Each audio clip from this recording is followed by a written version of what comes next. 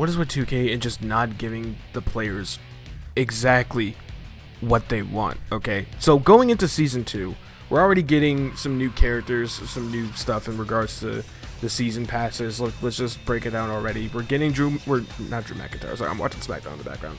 We're already getting Crash. We're already getting Axe. We're already getting Smash. All 3 members of Demolition and Kelly as DLC characters. That's fine. I'm happy with that, right? We're getting a brand new Persona card for Obafemi with this updated look, which should have just been in the game in the first place, but it is what it is. I'm not even going to fully get into that or indulge in it.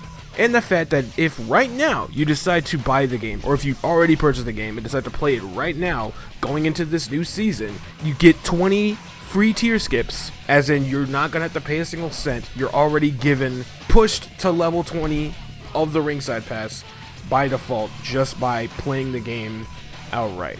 That's fine. I'm happy about that. I'm happy for anybody who more than likely is buying this game or is trying to get this game and probably bought one of the special editions just to get access to these ringside passes.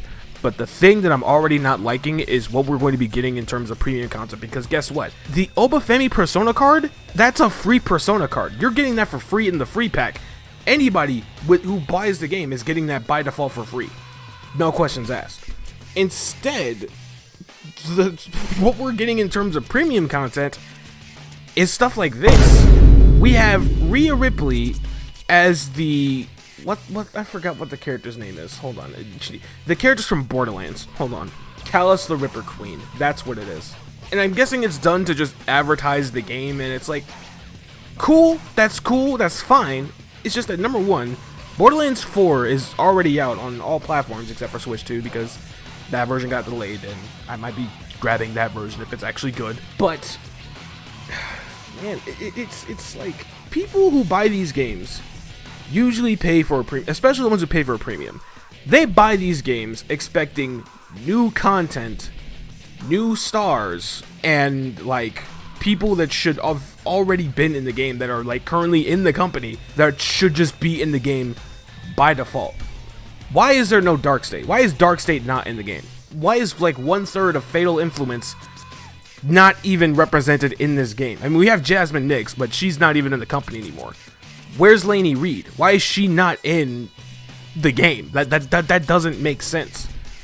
Why is Evolve in the game in terms of like the show graphics for like create a show and that's it, but it's not in the actual game? What's going on?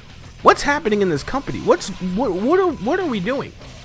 We're just putting anything in this game, and I feel like that's what's again the problem. It's like, yes, cool, we're doing all these fixes and patches and fixing things that people have complained about, but also we're adding a bunch of shit that nobody asked for. And I could sit here and talk about things in regards to like Persona cards and MyFaction, because everything surrounding that entire mode is one of the reasons why I constantly told people, like, this is one of the reasons why everything is going to get worse. I knew these games were going to get worse in terms of microtransactions the very second that MyFaction got integrated into these games. Because if you haven't noticed, or some of y'all probably haven't even noticed, it started with 2K26. They had the alternate versions of superstars that you could only use in MyFaction, and that's it. And the only way you can use them is just to play MyFaction, and you couldn't use them in any other modes. It was like that in 2K23 as well. 24 happens, right? They actually made the Persona card an actual thing to where once you unlock it in MyFaction, you could use it in every other mode. But now they're getting weird with this shit and starting to put these specific Persona cards and locking them behind like these very specific type of live events where you have to obtain a certain card in order for you to have a chance to unlock that specific Persona.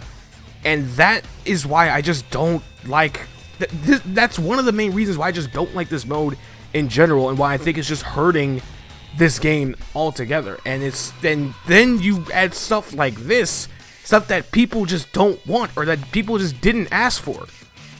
For what? For what? Because by the time that this game, like by the time like what, 2K27, 2K28 comes out, the servers for this game will shut down. they will shut down. And once they shut down, you won't be able to get these Persona cards anymore. 2K24 already proved that.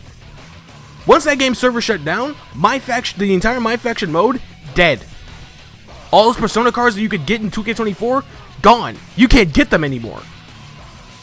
And now with this game, it's going to be the same situation. As the very second that they release 2K27, 2K28, 2K29, it's there. It's in our faces. They're basically telling us, once we shut these servers down, if you ain't spent X amount of dollars just to obtain some card packs within our game, it's all gone.